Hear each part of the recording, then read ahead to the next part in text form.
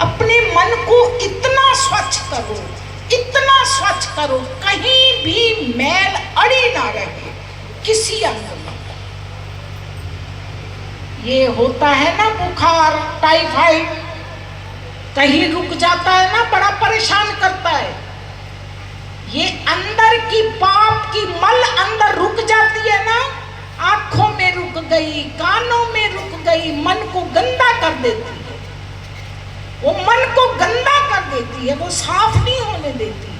और मन साफ होना चाहिए, हमें मन शुद्ध ही तो करना है। और जब तक मन शुद्ध नहीं होगा हमारी भक्ति कहाँ होगी। ऐसा मन निर्मल करे, ना काहू से दोस्ती, ना काहू से बैर। हम तो शुद्धता चाहते हैं, सबसे सबसे शुद्धता चाहते हैं। और जिसका मन निर्मल होता है ना, उसके अंदर शांति होती है। जिसके मन में पाप भरा होता है उसका मन कल्पता रहता है। आप जैसे मर्जी आपकी, दोनों बातें बता दी आपको। एक छोटी सी बात कहें आपसे। एक बार विवेकानंद जी, उनका जो आश्रम था वो था उस तरफ, उनके आश्रम तक जाने में रास्ते में किन्नरों के घर आते थे, बस्ती आती थी किन्नरों, समझ गए। मगर वो क्या करते, 1.5-2 किलोमीटर की दूरी करके तब अपने आश्रम में जाते, वहां से नहीं गुजरते, जबकि वहां से बिल्कुल नजदीक था। एक बार की बात, एक राजा ने, सुनने की बात है, एक राजा ने उन्हें बुलवाया, अपने राज के अंदर बुलवाया। और जैसे ही राज में बुलवाया ना, हाँ कर दी। जब यश हो गई तब तैयारियां शुरू कर दी राजा ने। पर राजा लोग थे, वो तो अपनी तरफ से अलग ही तैयारी करते हैं। भक्त अपनी तरफ से और तैयारी करता है। भक्त भक्ति भावना से तैयारी करता है, मेरे घर संतों ने आना है। और राजा लोग तो फिर वो और तरह की तैयारी थी।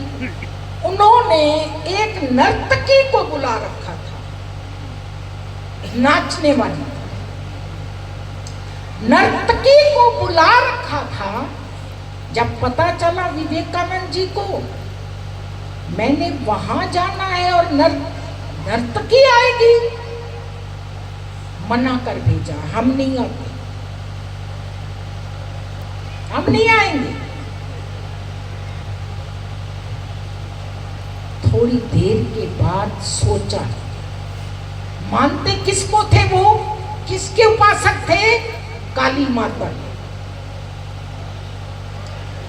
थोड़ी देर के बाद मन में विचार आया, सोचा, अरे मन, तेरी वृत्ति अभी यहीं तक है, क्या तुम ऊपर नहीं उठेगा? तेरी वृत्ति नर्तकी तक क्यों गई? तूने अपने विचारों को ऊंचा क्यों नहीं उठाया? उसमें भी मेरी काली माँ है, मुझ में भी मेरी काली माँ है?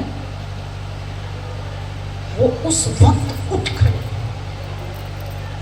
एकदम उठ खड़े हुए और संदेशा भेज दिया हमारे। और वहां संदेशा पहुंचा, राजा खुश हो गए, बड़े खुश हो गए। और नर्तकी जहां बैठी थी ना, विवेकानंद ने पहले जाके काली माता समझकर उनके चरणों में नमन किया। कैसी दृष्टि हो गई? जैसी दृष्टि वैसी सृष्टि। वैसा कुछ नजर आने लगा, काली माँ उसी में नजर आने लगी। अगर हमारा मन शुद्ध होता है, हमें सब में गुरु योग जी नजर आए, सब में। जिथे देखा तू ही तू तारा बेटा इको रू, ये श्री गुरु महाराज जी की वाणी। ऐसी वृत्ति बना लो, ऐसा भाव बना लो कि हमारी वृत्ति जहां भी जाए कोई अवगुण ना देखे, कोई मल ना फंसे वृत्ति में, ना आंख में, ना कान में, ना जीभा में, ना हाथ पैर में, कहीं भी हमारी मल पाप की ना। हम इतने शुद्ध हो जाएं, इतने पवित्र हो जाए, जैसे एकदम विवेकानंद की वृत्ति बदली, ऐसे हम हो जाए शुद्ध, पवित्र, आनंद रूप। आनंद मिलेगा जीवन के अंदर। आप एक हफ्ता शुद्ध होके देखो, आपकी वृत्ति कैसे रहेगी, आपका घर कैसे चलेगा, और जब पाप होता है तो तब कैसे चलेगा। पाप में तो कला, कलेश, कल्पना, ये पापी के यहाँ होता है। और जब मन शुद्ध होता है, पवित्रता होती है, तो आनंद मिलता है। आनंद, आनंद लेते रहो। ऐसी पवित्रता लाओ, ऐसी शुद्धता लाओ, अपने जीवन को पवित्र कर दो। धो दो इस मन को। अब नहीं धोएंगे तो धोएंगे कब?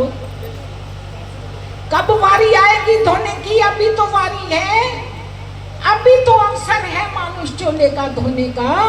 इसी में धो ले और आनंद ले ले, जीवन का लाभ उठाए और मानुष चोले को सफल बनाए।